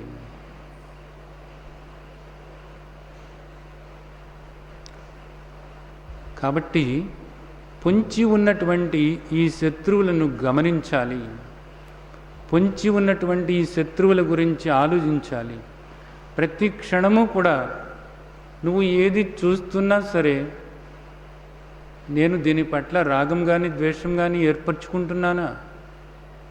ఏది వింటున్నా దీని పట్ల నాకు రాగం కానీ ద్వేషం కానీ ఏర్పడుతుందా? అలాగే వాసనలు, అలాగే రుచులు, అలాగే స్పృశించేటటువంటివి ప్రతి దాని పట్ల కూడా, ప్రతి సందర్భంలోనూ కూడా. ఎందుకంటే శత్రువు ఏ సమయంలోనైనా సరే నీ మీద దాడి చేయవచ్చు. శత్రువు అంటే నువ్వు ఆదమర్చి ఉన్నప్పుడు నీపై దాడి చేసి నీకు దుఃఖం కలిగించేవాడే శత్రువు. ఏ సమయంలోనైనా సరే నీకు దుఃఖం కలిగించడానికి శత్రువులు ప్రతి క్షణము కూడా ఇన్ని వేల రీతులలో పొంచి ఉన్నారు. ఆదమర్చి ఉండవద్దు. ప్రతి క్షణము కూడా జాగరూకుడవై ఉండు. ఉత్తిష్టత జాగ్రత్త ప్రాప్యవరాన్ని బోధత. జాగరూకుడవై ఉండు అనేది మనకు శాస్త్రాలు చెప్తున్నటువంటి విషయాలు. దీన్ని సరైనటువంటి రీతిలో అర్థం చేసుకోవాలి. సరైనటువంటి రీతిలో అర్థం చేసుకుని దుఃఖం నుంచి బయటపడాలి అన్నదే నీ కోరిక అయినట్లయితే తప్పకుండా నీవు బయటపడి తీరుతావు. ఇది ఒక ముఖ్యమైనటువంటి విషయం. ఇది చాలా ముఖ్యమైనటువంటి విషయం. ఇప్పుడు చాలామంది మాట్లాడుతూ ఉంటారు, ఏమని? మా అబ్బాయి నా మాట వినటం లేదండి, అదే నాకు చాలా బాధ కలిగిస్తుంది. ఎప్పటి నుంచి నీ మాట వినటం లేదమ్మా? ఎప్పటి నుంచో అలాగే ఉన్నాడండి. కొన్ని సంవత్సరాల నుంచి నా మాట వినడు. నానాటికి కూడా వాడిష్టం వచ్చినట్లుగా వాడు ప్రవర్తిస్తున్నాడు. ఇదే నాకు ఎంతో మనోవేదన కలిగిస్తుంది. నాకు నిజానికి నిద్ర కూడా కరువైపోయింది. ఎంతో బాధ కలుగుతుందండి. ఇక్కడ రెండు విషయాలు ఉన్నాయి. ఒకటి, మీ అబ్బాయి ప్రవర్తన సరైన రీతిలో లేదు. రెండవది, నీకు దుఃఖం కలుగుతుంది. ఈ రెండు కూడా వేరు చేసి చూడు. నేను అడుగుతున్నాను నీకు, నువ్వు నిజంగా ఈ దుఃఖం నుంచి నువ్వు బయటపడాలనుకున్నావా? ఈ దుఃఖం నుంచి నేను బయటపడాలనుకున్నాను. ఈ దుఃఖం నుంచి నువ్వు బయటపడాలి అని అనుకున్నట్లయితే ఇది నీకు తేలికవుతుంది. నువ్వు దుఃఖం నుంచి బయటపడవచ్చు, తేలిగ్గా బయటపడవచ్చు. మీ అబ్బాయి ప్రవర్తనలో మార్పు రావాలి అని అనుకున్నట్లయితే అది నీ వల్ల కాదు, నీ చేతిలో లేదు. నీ దుఃఖం నుండి నువ్వు బయటపడటం అనేటటువంటిది నీ చేతిలో ఉంది. మీ అబ్బాయి ప్రవర్తన మార్చుకోవటం అనేటటువంటిది మాత్రం నీ చేతిలో లేదు. ఈ రెండు స్పష్టంగా అవగాహన చేసుకోండి. అది నీ చేతిలో లేదు. ఇక్కడ అనేక విషయాలు అంతే నీ చేతిలో లేవు. నీ చేతిలో లేని విషయాలకు, నీవు ఏం చేయలేనటువంటి విషయాలకు నీవు దుఃఖపడుతూ ఉన్నావు. నీ చేతిలో లేదు కాబట్టి వాటిలో ఏది మార్పు నువ్వు చేయలేవు. కొన్ని విషయాలు అసలు ఎవరు ఏ మార్పు కూడా చేయలేరు, అంతే. అవి మారు అంతే. కొన్ని మారు అంతే. నీకు దుఃఖం కలిగిస్తున్నటువంటివి కొన్ని విషయాలు అసలు మారవు. ఆ విషయం అలాగే ఉంటుంది. నువ్వు ప్రతిరోజు కూడా దాన్ని తలుసుకుని దుఃఖపడుతూనే ఉంటావు. అలాగే కొన్ని విషయాలు మారినట్లుగా కనపడతాయి, మరలా పాత పద్ధతిలో అది నీకు దుఃఖాన్ని కలిగిస్తూనే ఉంటుంది. మరలా మారినట్టు కనపడుతూ ఉంటుంది, మరలా నీకు దుఃఖాన్ని కలిగిస్తూనే ఉంటుంది అన్నమాట. ఆ విషయం మారినప్పుడల్లా కూడా నిన్ను దుఃఖానికి గురి చేస్తూనే ఉంది. ఆ విషయం మారటం అనేటటువంటిది నీ చేతిలో లేదు. దానిపాటికి అది మారాలి, లేదా అది మారకుండా అలాగేనైనా ఉండొచ్చు కూడా. అది మారినంత వరకు కూడా నేను ఇక్కడ దుఃఖాన్ని అనుభవిస్తూనే ఉంటాను, ఈ విషాదంలోనే కూరుకుపోతాను అనేది నీ ఉద్దేశం అయితే నిన్ను ఇక్కడ ఎవ్వడూ కూడా రక్షించలేడు. నిన్ను ఎవ్వరూ కూడా రక్షించలేరు. ఈ దుఃఖం నుంచి నిన్నెవ్వరూ కూడా బయటపడలేరు. ఏ భగవంతుడు కూడా నిన్ను ఈ దుఃఖ సాగరం నుండి నిన్ను బయట పడవేయలేనే లేడు, అంతే. దాంతో సంబంధం లేదు. నాకు కావాల్సింది నేను ఈ దుఃఖం నుంచి బయటపడటం అని నువ్వు చెప్తే నీ దుఃఖం ఇప్పుడే పోతుంది. నీ దుఃఖం ఇప్పుడే, ఈ క్షణంలోనే నువ్వు పోగొట్టుకోవచ్చు. దానికి ఇంకా సమయమే అవసరం లేదు. ఎందుకు నీకు దుఃఖం కలుగుతుంది? నువ్వు ఇలా ఉండాలి అని అనుకుంటున్నావు. అది నీ ఆలోచన, నీ అభిప్రాయము. నీకు కొడుకే కావచ్చు, కూతురే కావచ్చు, కోడలే కావచ్చు, లేదా అత్తే కావచ్చు, భర్తే కావచ్చు, ఏదైనా కానీ, ఇంకా బయట ఏ విషయాలైనప్పటికీ కూడా నువ్వు ఇలా ఉండాలి అని అనుకుంటున్నావు. ఇలా ఉండాలి అనుకునేటటువంటిది ఏది? నీ ఆలోచన. నీ ఆలోచన ఏదైతే ఉందో ఆ ఆలోచన నువ్వు వదిలిపెట్టవు. నేను అనుకున్నదే జరగాలి అని అనుకుంటావు. నేను అనుకున్నట్లుగానే ఉండాలి అని అనుకుంటావు.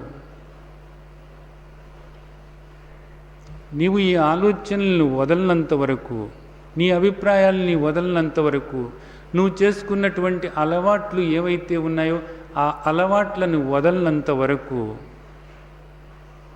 నీ సంస్కారాలను పూర్తిగా పోగొట్టుకోనంత వరకు ఇక్కడ నువ్వు దుఃఖం అనుభవిస్తూనే ఉంటావు. పైపెచ్చు అనేక మంది చెప్తూ ఉంటారు, ఇది మంచిది కాదు అని చెప్పినప్పటికీ కూడా వితండవాదం చేస్తూ ఉంటారు. సిగరెట్ తాగటం అనేటటువంటిది మంచిది కాదు, ఆరోగ్యానికి చేటు అనేది వాడికి తెలుసు. తాగుడు మంచిది కాదు, లివర్ చెడిపోతుంది, అనారోగ్యం పాలవుతావు అనేది వాడికి తెలుసు. ఎవరైనా చెప్పినప్పుడు వితండవాదం చేస్తూ ఉంటారు. నీకేం తెలుసు ఈ తాగుడు వల్ల, ఈ సిగరెట్ల వల్ల నిజానికి మేము గవర్నమెంట్ని మేము పోషిస్తూ ఉన్నాము, గవర్నమెంట్ ఈ విధంగా నడవటానికి మేమే కారణం అంటాడు వాడు. ఏ విధంగా? నువ్వేం పన్నులు కడుతున్నావు, మేము చూడు ఎంతో పన్నులు కడుతున్నాం, మా పన్నులతోనే మీరు ఈ సౌకర్యాలన్నీ కూడా అనుభవిస్తున్నారు, మేమే లేకపోతే ఏమవుతుందనుకున్నావు, నీకు ఈ రోడ్లు ఎలా ఉంటాయి, ఈ కరెంట్ ఎలా ఉంటుంది అంటాడు. ఏమిటిది? వితండవాదం అంటారు దీన్ని. అంటే వాడి మనస్సు ఒప్పుకోదు, మారటానికి మనస్సు ఒప్పుకోదు.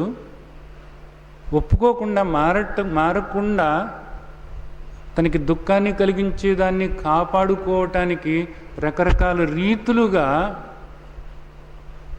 మనకు చెప్తూ ఉంటాడు. మనకు చెప్తాం కాదు, వాడిని వాడు బలపరుచుకుంటున్నాడు. ఏ విధంగా బలపరుచుకుంటున్నాడు, ఎందుకు బలపరుచుకుంటున్నాడు? ఆ దుఃఖం అనుభవించటానికి ఇంకా తను బలపడుతున్నాడు. ఆ ఊబిలో కూరుకుపోవటానికి ఇంకా బలం తెచ్చుకుంటున్నాడు. బయటికి రావటానికి కాదు, ఊబిలో కూరుకుపోవటానికి ఇంకా ఇంకా ఇంకా ఇంకా ఊబిలో కూరుకుపోవటానికి తను ఇంకా తనల్ని బలపరుచుకుంటున్నాడు. తన అభిప్రాయాల్ని బలపరుచుకుంటూ ఉంటాడు, తన ఆలోచనల్ని బలపరుచుకుంటూ ఉంటాడు.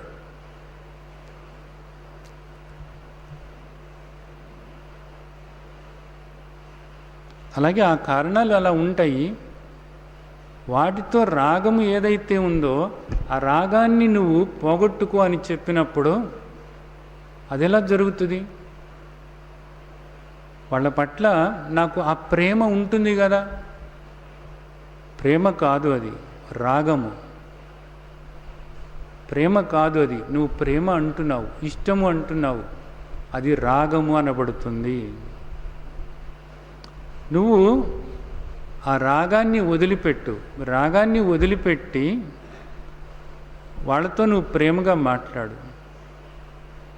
ప్రేమగా మాట్లాడినప్పుడు ఆ ప్రేమ వల్ల ఏదైనా వాళ్ళల్లో మార్పు వస్తుంది. రాగం ఏర్పరచుకుని నా మాట వినాలి వీళ్ళు అని నువ్వు ప్రయత్నం చేస్తున్నంత వరకు కూడా అక్కడ ఏ మార్పు జరగదు. కానీ రాగాన్ని వదిలిపెట్టడానికి ఇక్కడ ఇష్టపడరు. దానికి తోడు ఎమ్మటే శోకము, శోకంతో పాటు మోహము, మోహంతో పాటు రాగము, రాగంతో పాటు శోకము, ఇవన్నీ కూడా ఒకదానిలో ఒకటి, ఓదాంతో ఒకటి, ఓదాంతో ఒకటి కలిపేసేసి ఈ జీవితాంతము కూడా నువ్వు దుఃఖంలో ఉండేలాగానే చేయటం అనేది జరుగుతుంది. ఇది అర్థం చేసుకోవాల్సినటువంటి ముఖ్యమైనటువంటి విషయం. నిజంగా మీరు దుఃఖం పోగొట్టుకోవాలి, నిరంతరం కూడా శాంతిగా, సంతోషంగా, సంతృప్తిగా ఉండాలి అని అనుకున్నప్పుడు ఇదెంతో తేలికే. ఓ దాంతో ముడిపెడితే మాత్రం కష్టం. అది నీ చేతిలో ఉండదు. నీ చేతిలో ఉన్నటువంటివి ఏవైతే ఉన్నాయో ఆ అలవాట్లు వదిలిపెట్టు అంటున్నాను నేను. సిగరెట్ తాగితే నీకు అనర్థం అని తెలిసినప్పుడు, అది నీకు దుఃఖం కలిగిస్తుంది అనుకున్నప్పుడు, ఇది నీ చేతిలో ఉంది, వదిలిపెట్టు. తాగుడు, జూదము, వ్యభిచారము, ఇతరులను నిందించటము, ఇతరులలో చెడు చూడటము, చాడీలు చెప్పటము, ఇలాంటివన్నీ కూడా నీ చేతుల్లో ఉన్నాయి, వదిలిపెట్టు.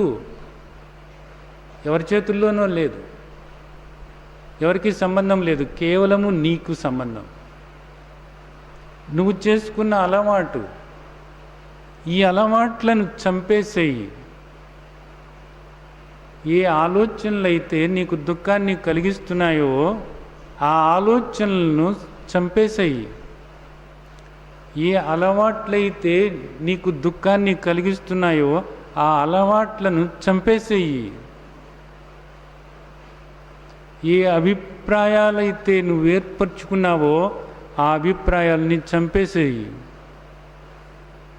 ఏ ఆచారాలైతే నిన్ను కర్మకాండల్లో కూరుకుపోయేలాగా చేసి జనన మరణ చక్రంలోకి నెట్టుతున్నాయో ఆ ఆచారాలను చంపేసేసేయి. ఏ పర్థం లేనటువంటి అనాచారాలు నీకు దుఃఖాన్ని కలిగిస్తున్నాయో ఆ అనాచారాలు ఏవైతే ఉన్నాయో వాటన్నిటినీ కూడా వదిలిపెట్టు. ఇవన్నీ నీ చేతిలో ఉన్నాయి. ఇవన్నీ నీ చేతిలో ఉన్నాయి.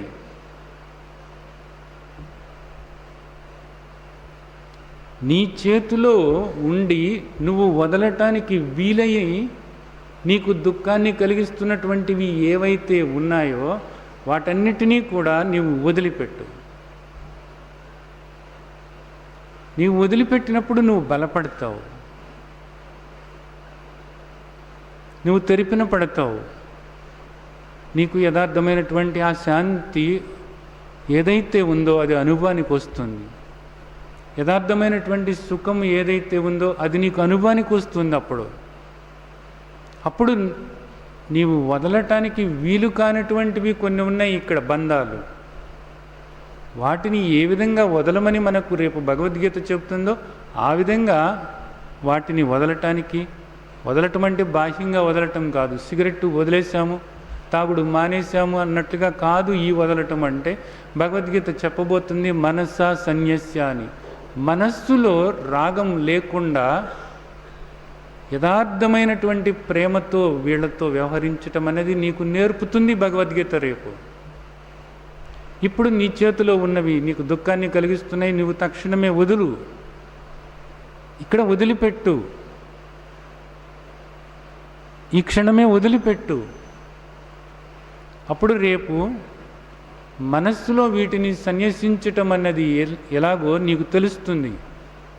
సర్వధర్మాన్ పరిత్యజ, ఏ విధంగా చేయాలో మనస్సులో ఆ ధర్మాలను ఏ విధంగా వదలాలో నీకు అర్థమయ్యి అలా నిలబడగలుగుతావు. ఆ బలం నీకు వస్తుంది.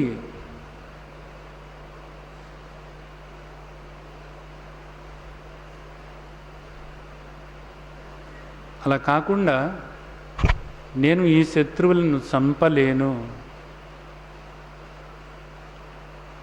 ఈ కామ క్రోధ లోభ మోహ మదమత్సరాలన్నీ కూడా ఈర్ష్య అసూయ ద్వేషము కోపము కపటము శత్రుత్వము ఇతరుల్లో చెడు చూడటము చాడీలు చెప్పటము విమర్శించటము చెడుగా మాట్లాడటము ఇవన్నీ కూడా నాకు సంతోషం కలిగిస్తున్నాయి, నాకు ఉపయోగపడుతున్నాయి.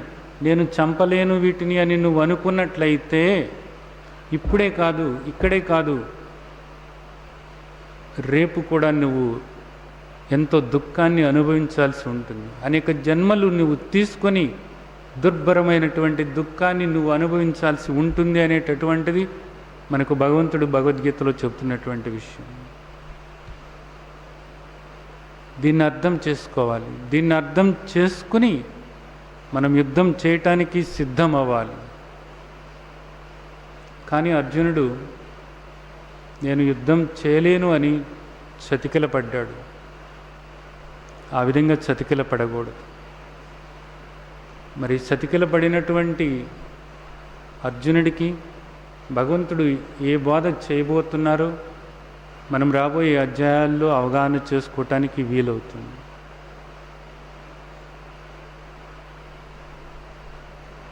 ఇక్కడ యుద్ధం చేయలేమంటూ చతికిల పడ్డ వాళ్ళు ఉంటారు, ఎందరో ఉంటారు. క్రియాకు వచ్చేటప్పటికి మేము వదలలేకపోతున్నాము అనేవాళ్ళు ఉంటారు. ఏ బలంతో ఇంకా వీటిని వదలాలో, ఏ విధంగా యుద్ధం చేయాలో, ఏ అవగాహన ఏర్పరచుకోవాలో, కమ్ముకున్నటువంటి ఈ చీకట్లను అజ్ఞానం అనేటటువంటి చీకట్లను ఏ విధంగా పారద్రోరాలో మనకు రేపు రాబోయే అధ్యాయాల్లో ఆ దేవాది దేవుడు మనకు చెప్పబోతున్నారు. ఆయన ప్రకారంగా నడుచుకుని ఆయన సారథ్యంలో నడుచుకున్నప్పుడు తప్పకుండా వీటన్నిటినీ కూడా మనం జయించగలుగుతాం. దానిలో ఏ సందేహము కూడా లేనే లేదు. దానిలో ఏ సందేహము కూడా లేనే లేదు. ఇది అర్థం చేసుకోవాల్సినటువంటి ముఖ్యమైనటువంటి విషయం. అలాగే ఇక్కడ ఇంకొక విషయం కూడా మనం ఈరోజు అవగాహన చేసుకుందాం.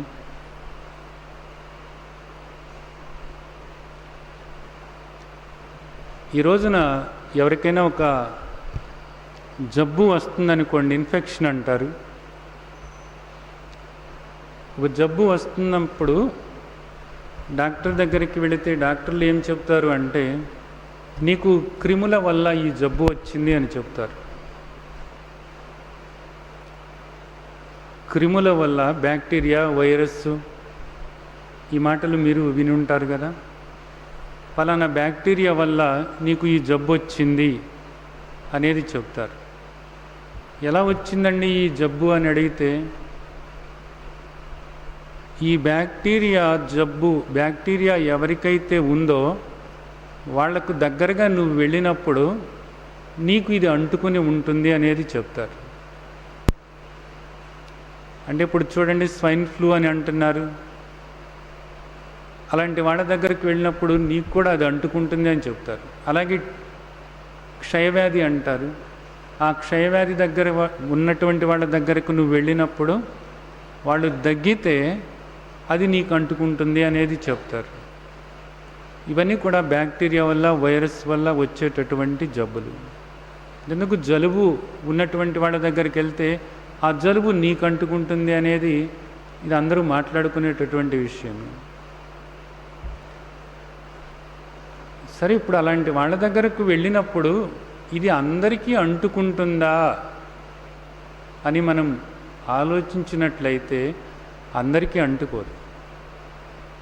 ఇంట్లో ఎవరికో ఒకళ్ళకి ఆ జబ్బు ఉందనుకోండి, క్షయ జబ్బు కానీ, లేదా అసలు జలుబే కానీ, లేదా స్వైన్ ఫ్లూయే కానీ ఉంటే ఇంట్లో అందరికీ అది అంటుకోవటం లేదు కదా. ఎందుకు అంటుకోవటం లేదు అని మనం డాక్టర్ని అడిగితే డాక్టర్ ఏం చెప్తారు అంటే, వాళ్లకు వ్యాధి నిరోధక శక్తి ఎక్కువ ఉందండి అని చెప్తారు. ఒక క్షయవ్యాధి ఉన్నటువంటి వ్యక్తిని తీసుకొచ్చి దగ్గుతూ ఉన్నాడు. ఆ వ్యక్తిని తీసుకొచ్చి అతని చుట్టూతా ఒక 100 మందిని కూర్చోబెట్టి ఆ వ్యక్తితో దగ్గిస్తే ఆ 100 మందిలో సుమారుగా ఒక 20-30 మందికి క్షయవ్యాధి అనేటటువంటిది అంటుకోవచ్చు. మిగిలిన వాళ్లకు అది అంటుకోదు. మిగిలిన వాళ్ళు ఆ వ్యాధి బారిన పడరు.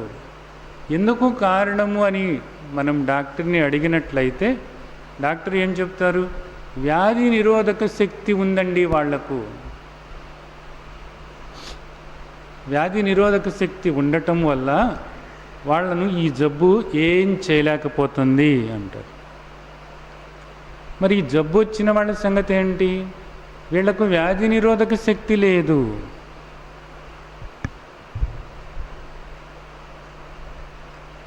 ఈ విషయం మీకు బాగా అర్థమైంది కదా. అంటే ఇప్పుడు ఒక జబ్బు మనకి రావటానికి కారణం ఏమిటంటే 2 విషయాలు ఉన్నాయి. ఒకటి బాహ్యమైనటువంటి విషయాలు, రెండవది ఆంతరంగిక విషయం. బయట విషయాలు ఏమిటి? బయట నుంచి క్రిములు నీకు వస్తున్నాయి, లేదా బయట పరిశుభ్రంగా లేదు అనుకోండి. బయట శుభ్రత లేనప్పుడు, బాహ్యమైనటువంటి పరిసరాల్లో శుభ్రత లేనప్పుడు నీకు జబ్బు వస్తుంది. బయట అలా దగ్గేవాళ్ళు కానీ, తుమ్మేవాళ్ళు కానీ, అలా జ్వరంతో బాధపడేవాళ్ళు కానీ ఉన్నప్పుడు నీకు ఆ జబ్బు వస్తుంది. అంటే బయట కారణాలు అనేటటువంటిది ఒకటి. రెండవది వ్యాధి నిరోధక శక్తి అనేటటువంటిది రెండవది. ఒక జబ్బు నీకు రావాలి అనుకున్నప్పుడు బయట కారణాలు అనేది ఒకటి, రెండవది నీకు వ్యాధి నిరోధక శక్తి లేకపోవటము. ఈ 2 కారణాలు కూడా జత కూడితేనే నీకు జబ్బు వస్తుంది. అర్థమైందా? ఈ రెంటిలో మొదటిది బయట విషయాలు. ఈ బయట విషయాల్ని నువ్వేం చేయలేవు. బయట విషయాల్ని నువ్వేం చేయలేవు. ఎవరు వచ్చి ఎప్పుడు దగ్గుతారో, ఎవరు తుమ్ముతారో ఎవరికి తెలుసు? ఎవరికి జ్వరం ఉందో ఎవరికి తెలుసు? ఇప్పుడు ఇక్కడ మీరు ఇంతమంది కూర్చున్నారు, మీలో ఎవరికి జలుబు ఉందో, ఎవరికి జ్వరం ఉందో ఎవరికి తెలుసు? దగ్గుతూనే ఉంటారు, తుమ్ముతూనే ఉంటారు, మాట్లాడుతూనే ఉంటారు. ఆ సూక్ష్మక్రిములన్నీ కూడా బయటకు వస్తూనే ఉంటాయి. కాబట్టి బయట విషయాలను మనం ఏం చేయలేము. మనం ఏం చేయగలము? వ్యాధి నిరోధక శక్తి అనేటటువంటి దాన్ని మనం పెంచుకోగలము. ఇదే ఇమ్యూనిటీ అంటారు. వ్యాధి నిరోధక శక్తిని మనం పెంచుకోగలము. వ్యాధి నిరోధక శక్తిని నువ్వు పెంచుకున్నట్లయితే ఎప్పుడూ కూడా నీవు ఏ జబ్బు బారిన పడవు, స్వస్థతతో ఉంటావు. నీవు స్వస్థత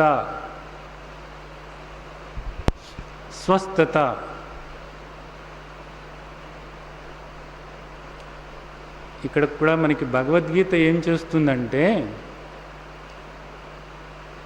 నీ దుఃఖానికి కారణము నీవు రెండు చెప్తున్నావు. ఒకటి బయట విషయాలు, అవే ముఖ్యము అనుకుంటున్నావు. రెండవ విషయం ఏదైతే ఉందో ఆ విషయం గురించి అసలు నీకు తెలవటం లేదు. నాకు ఈ జబ్బు రావటానికి వాళ్ళు దగ్గారండి, దగ్గటం వల్లే నాకు ఈ జబ్బు వచ్చింది అంటున్నావు. వాళ్ళు దగ్గారు సరే, నీకు జబ్బు వచ్చింది సరే, దానికన్నా గట్టిగా నువ్వు తెలుసుకోవాల్సిన విషయం ఏమిటి ఉంది? ఏది? నీకు వ్యాధి నిరోధక శక్తి తక్కువైపోయింది ఇక్కడ అన్నది. అలాగే ఆ విషయం అలా ఉందండి, అందుకు నాకు దుఃఖం కలుగుతుందండి. వాళ్ళు అలా ప్రవర్తిస్తున్నారండి, అందుకు నాకు దుఃఖం కలుగుతుందండి. వీళ్ళు ఇలా మాట్లాడారండి, అందుకు నాకు దుఃఖం కలుగుతుందండి. మా కోడలు సరిగ్గా పనిచేయటం లేదండి, అందుకు నాకు దుఃఖం కలుగుతుందండి. మా పిల్లవాడు సరిగ్గా చదవటం లేదండి, అందుకు నాకు దుఃఖం కలుగుతుందండి. నా భర్త రాత్రిపూట సరైన టైంకి ఇంటికి రావటం లేదండి, అందుకు నాకు దుఃఖం కలుగుతుందండి. ఇవన్నీ బయట కారణాలు. కొన్ని వందల కారణాలు ఉన్నాయి. నీ దుఃఖం అనేది ఒకటి ఉంది. నీకు ఇక్కడ అలజడి కలగవచ్చు, ఆందోళన కలగవచ్చు, బాధ కలగవచ్చు, భయం వేయవచ్చు, అసహనం కలగవచ్చు, అసంతృప్తి కలగవచ్చు, చిరాకు వేయవచ్చు, కోపం రావచ్చు, భయం కలగవచ్చు. ఇదంతా దుఃఖమే. ఇదంతా కూడా ఎక్కడ ఉంది? నీ మనసులోనే ఉంది. నీ మనస్సులోనే ఉంది. నీ మనస్సును నువ్వు సరైనటువంటి రీతిలో మలుసుకున్నట్లయితే నీ మనస్సులో ఇప్పటి వరకు నీ మనస్సులో, నీ అంతఃకరణంలో, నీ బుద్ధిలో నీవు నిర్ణయించుకున్నటువంటి అభిప్రాయాలు ఏవైతే ఉన్నాయో, ఆలోచనలు ఏవైతే ఉన్నాయో వాటిని మార్పు చేసుకున్నట్లయితే, ఇక్కడ నీ మనస్సులో నీవు ఇప్పటి వరకు ఏర్పరచుకున్నటువంటి ఆలోచన విధానాన్ని, నీవు ఏర్పరచుకున్నటువంటి అభిప్రాయాల్ని, నీవు ఏర్పరచుకున్నటువంటి అవగాహన, అన్ని విషయాల పట్ల కూడా, బాహ్యమైన విషయాలు, భక్తిపరమైన విషయాలు, ఆధ్యాత్మిక విషయాలు, ఏ విషయమైనప్పటికీ కూడా వాటన్నిటినీ కూడా నీవు వదిలిపెట్టి పూర్తిగా ప్రామాణికమైనటువంటి శాస్త్రం ఏదైతే ఉందో ఈ శాస్త్రం ప్రకారంగా నీ ఆలోచనలు మార్చుకున్నట్లయితే, నీ అభిప్రాయాలు మార్చుకున్నట్లయితే, నీ సంస్కారాలు శాస్త్రం ప్రకారంగా మార్చుకున్నట్లయితే నీవు ఈ దుఃఖం నుండి బయటపడతావు. విషయాలు, బాహ్యమైనటువంటి విషయాలు ఏ విధంగా ఉన్నప్పటికీ కూడా నీకు దుఃఖం కలగకుండా ఉంటుంది. లోపల మానసికంగా నీవు బలపడతావు. మానసికంగా ఈరోజు 170% పైన, 170% పైన ఎంతో బలహీనంగా ఉన్నారట. ఎంతో బలహీనంగా.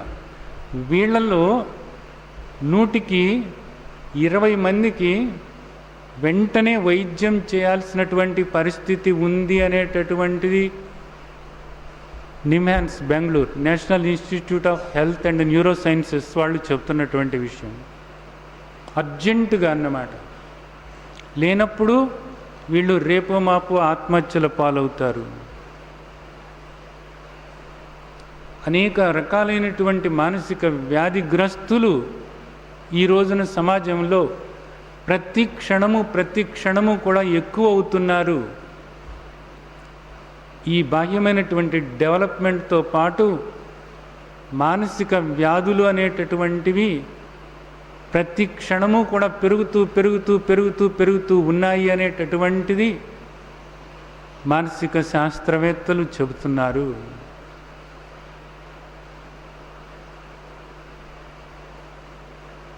అంటే ఆలోచించాల్సినటువంటి విషయం. మనస్సు ఎంత బలహీనమై ఉందో చూడండి. మేము దుఃఖపడటం లేదు అనుకుంటున్నారు. దుఃఖం అంటే ఏడవటం ఒక్కటే దుఃఖం కాదు, చిరాకు పడటం కూడా దుఃఖమే.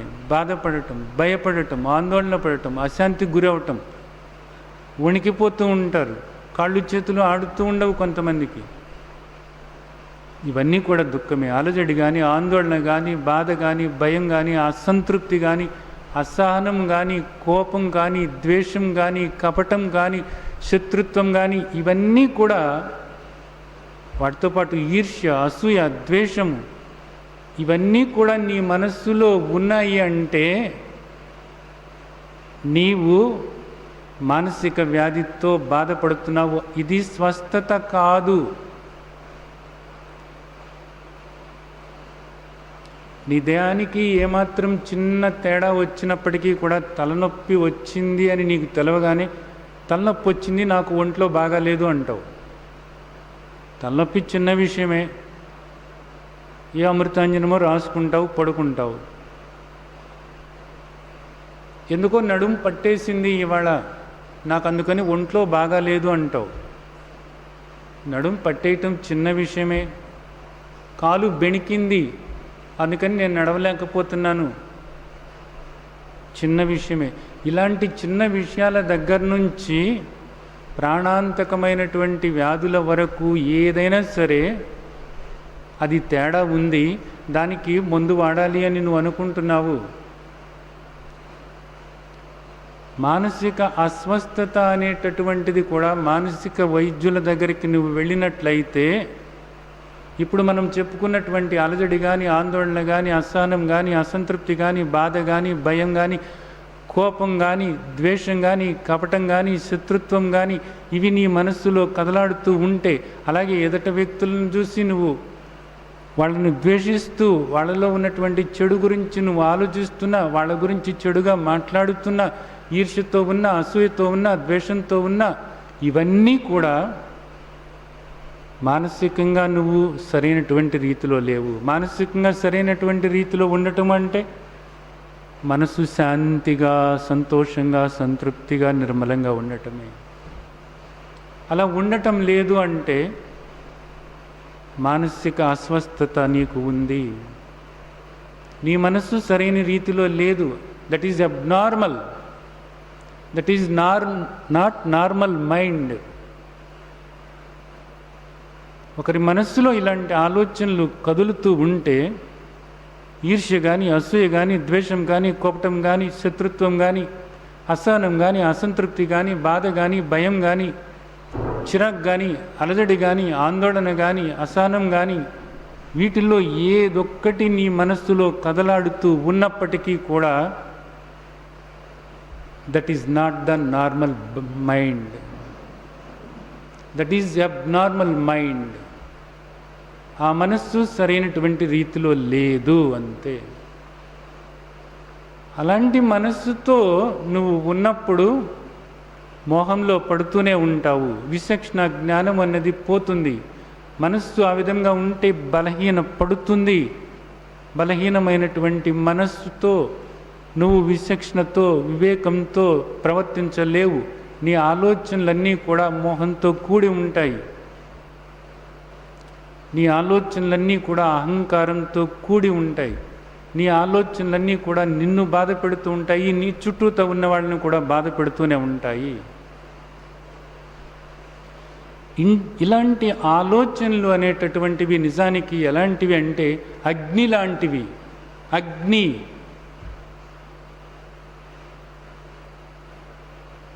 చాలామంది అనుకుంటారు ఎదట వాళ్ళ పట్ల మేము కోపంగా ఉన్నాము, ఎదట వాళ్ళ పట్ల మేము ద్వేషంగా ఉన్నాము, ఎదట వాళ్ళని మేము తిడుతున్నాము, ఎదట వాళ్ళని మేము విమర్శిస్తున్నాము. ఎదుటి వాళ్ళ పట్ల మేము ఈర్ష్యతో ఉన్నాము, అసూయతో ఉన్నాము అనుకుంటున్నారు. ఎదుటి వాళ్ళని నువ్వు తిడుతున్నప్పుడు నువ్వు సంతోషపడుతున్నానని అనుకుంటున్నావేమో. ఎదుటి వాళ్ళ గురించి చెడుగా మాట్లాడుతున్నప్పుడు నువ్వు సంతోషపడుతున్నానని నువ్వు అనుకుంటున్నావేమో. ఎదుటి వాళ్ళని చేదరించుకుంటున్నప్పుడు, చీకొడుతున్నప్పుడు, అసహ్యంగా చూస్తున్నప్పుడు నువ్వు సంతోషపడుతున్నానని అనుకుంటున్నావేమో. కానీ ఇవన్నీ కూడా అగ్ని లాంటివే. ప్రతిదీ కూడా ఇవన్నీ కూడా అగ్ని లాంటివే. బగ బగ బగ బగమని మండేటటువంటి అగ్ని, బొగ్గులు, కుంపటి ఏదైతే ఉందో బొగ్గులన్నీ వేసేసి వాటికి మనం అగ్ని రగిల్చినట్లయితే ఆ కుంపట్లో ఆ బొగ్గులన్నీ కూడా మండుతూ ఉంటే ఆ కుంపటి వేడెక్కుతూ ఉంటుంది. ఆ కుంపట్లో ఉన్నటువంటి బొగ్గులు ఒకటి ఈర్ష్య, ఒకటి అసూయ, ఒకటి ద్వేషం, ఒకటి కోపం, ఒకటి కపటం, ఒకటి శత్రుత్వం, ఒకటి అసహించుకోవటం, ఒకటి చెడు చూడటం, ఒకటి చాడీలు చెప్పటం, ఒకటి విమర్శించటం.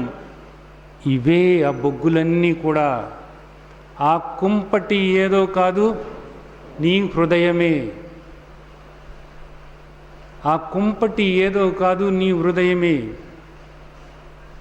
గుండెల మీద కుంపటి పెట్టుకున్నారు అంటారు. గుండెల మీద కాదు, నీ హృదయంలోనే రగిలేటటువంటి కుంపటిని ఒకదాన్ని పెట్టుకున్నావు.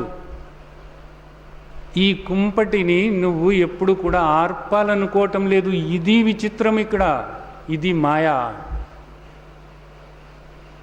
ఇది నీకు ఎంత హాని కలిగిస్తుందో నువ్వు అర్థం చేసుకోలేకపోతున్నావు. ఈ కుంపటి రగులుతున్నటువంటి ఈ బొగ్గులు ప్రతిదీ కూడా నీకు ఎంత హాని కలిగిస్తున్నాయో నువ్వు అర్థం చేసుకోలేకపోతున్నావు. ఇక్కడ నీకు ఎంతో దుఃఖాన్ని కలిగిస్తూ ఉన్నాయి. ఇంతటితో ఈ కుంపటి ఆరనే ఆరదు. అనేక జన్మలకు ఇది నిన్ను తీసుకువెళ్ళి ఈ దుఃఖం అనుభవించేలాగా చేస్తుంది అనేటటువంటిది మనకు ఈ రోజున మహర్షులు చెప్తున్నారు.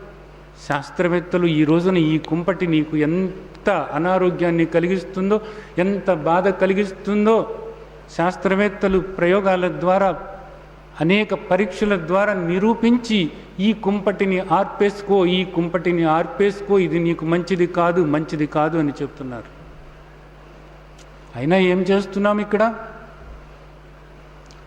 విష్ణుకర్ర ఒకటి పుచ్చుకుని విసురుతూ విసురుతూ బొగ్గులేస్తూ బొగ్గులేస్తూ విసురుతూ బొగ్గులేస్తూ బొగ్గులేస్తూ విసురుతూ ఉన్నాం. ఒక కుంపటి బయట పెట్టి నువ్వు బొగ్గులేసి విసురుతూ ఉన్నప్పుడు ఆ పాత్ర అంతా కూడా ముందు వేడెక్కుతుంది. ఆ కుంపటి వేడెక్కిపోతుంది. ఎప్పుడన్నా కుంపటిని పట్టుకున్నావంటే నీకు తెలుస్తుంది అది ఎంత వేడిగా ఉందో. అలాంటి వేడి ఇక్కడ ప్రతి క్షణము ఆ వేడి ఈరోజు మనుషుల్ని సర్వనాశనం చేస్తుంది.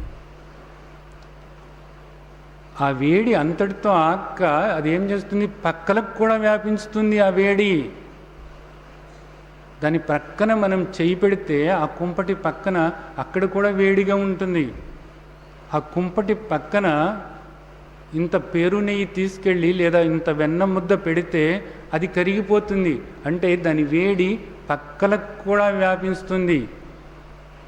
నీ హృదయంలో పెట్టుకుని నీవు ప్రతి క్షణము కూడా రాజేస్తూ రాజేస్తూ మంటల్ని ఇంకా పెంచుకుంటూ పెంచుకుంటూ ఉన్నటువంటి నీ హృదయంలో కుంపటి నిన్ను దహించటమే కాకుండా దాని వేడి క్రమేణా క్రమేణా పక్కలకి కూడా చోకి, పక్కల్ని కూడా వాళ్ళకి కూడా ఆ వేడి చోకి వాళ్ళను కూడా దుఃఖంలో కూరుకుపోయేలాగా చేస్తుంది.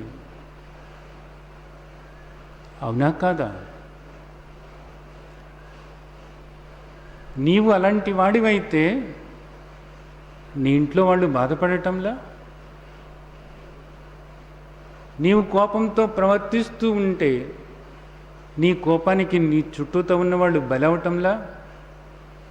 సమాజంలో అనేక మంది నీ కోపానికి బాధపడటంలా? నువ్వు ఎక్కడ వృత్తి చేస్తున్నావో, నువ్వు ఎక్కడ వ్యాపారం చేస్తున్నావో అక్కడ వాళ్ళందరూ కూడా నీ కోపానికి వాళ్ళు దుఃఖం అనుభవించటంలా? నువ్వు ఈర్ష్యతో ఉన్నప్పుడు ఎదుటి వాళ్ళ గురించి అలాంటి మాటలు మాట్లాడుతున్నప్పుడు, చాడీలు చెప్తున్నప్పుడు అవి వినేవాళ్ళు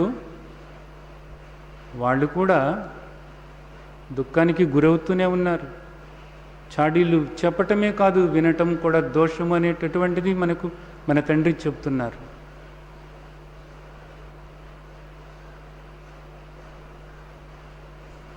ఏమవుతుంది? ఎందుకు పోగొట్టుకోలేకపోతున్నావు? దౌర్బల్యం. దౌర్బల్యం అది. ఈ దౌర్బల్యం నుంచి నిన్ను బయట పడవేస్తుంది భగవద్గీత. మానసిక దౌర్బల్యం. నువ్వు ఇంత అనర్థం జరుగుతుంది అని గుర్తించలేకపోవటం అనేది. అందుకనే విషాదయోగంలో భగవంతుడు చెప్తున్నాడు, పశ్యైతాన్ సమవేతాన్ కురునితి. చూడు చూడు, ఇప్పుడు నీ శత్రువులు ఎవరో ఎక్కడ ఉన్నారో చూడు.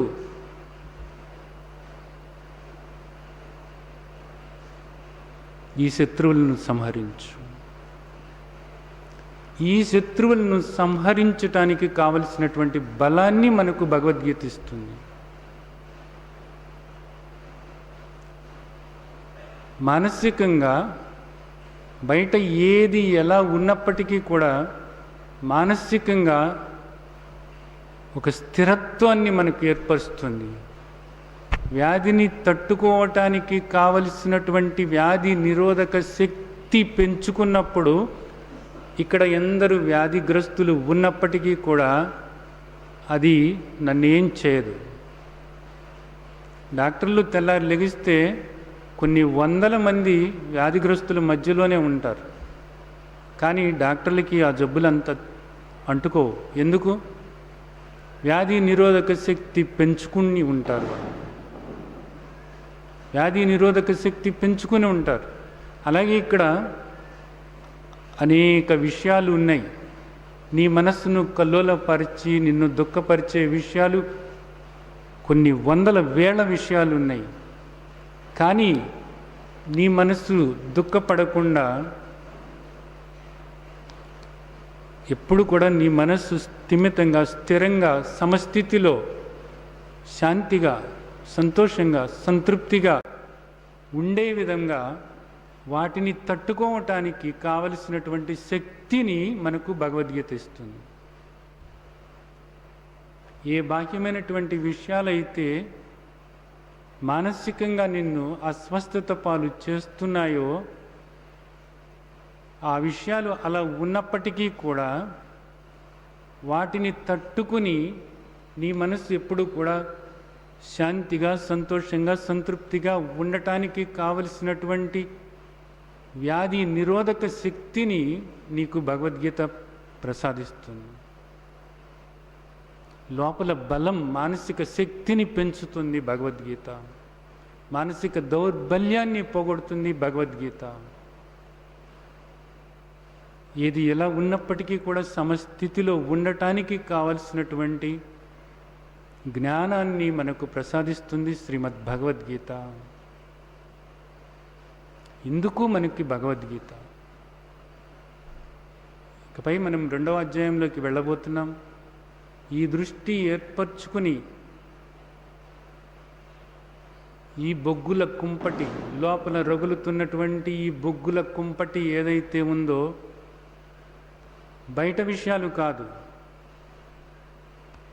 లోపల రగులుతున్నటువంటి బొగ్గుల కుంపటి. నీకు తెలుసో తెలవకో దాన్ని కాపాడుకుంటూ ఆ మంటలు ఇంకా రేపుకుంటూ నిన్ను నీవు సర్వనాశనం చేసుకుని నీ జీవితం దుఃఖమయం చేసుకుంటున్నావు. ఇక్కడ ఈ బొగ్గుల కుంపటి ఆర్పేసి సమూలంగా దాన్ని నాశనం చేయటం కోసమే మనం భగవద్గీత 2వ అధ్యాయంలోకి అడుగు పెట్టబోతున్నాము.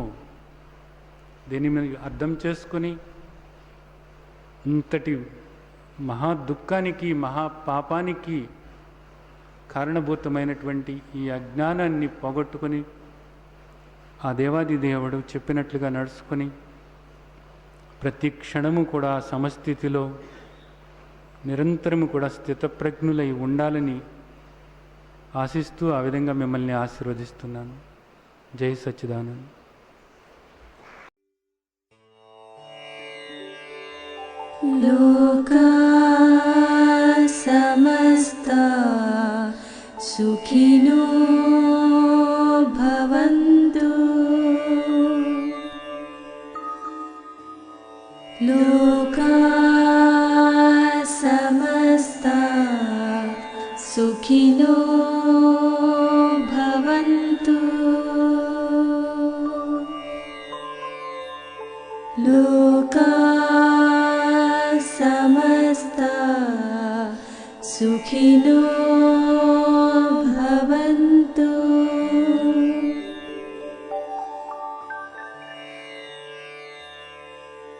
ఓం శాంతి శాంతి శాంతి.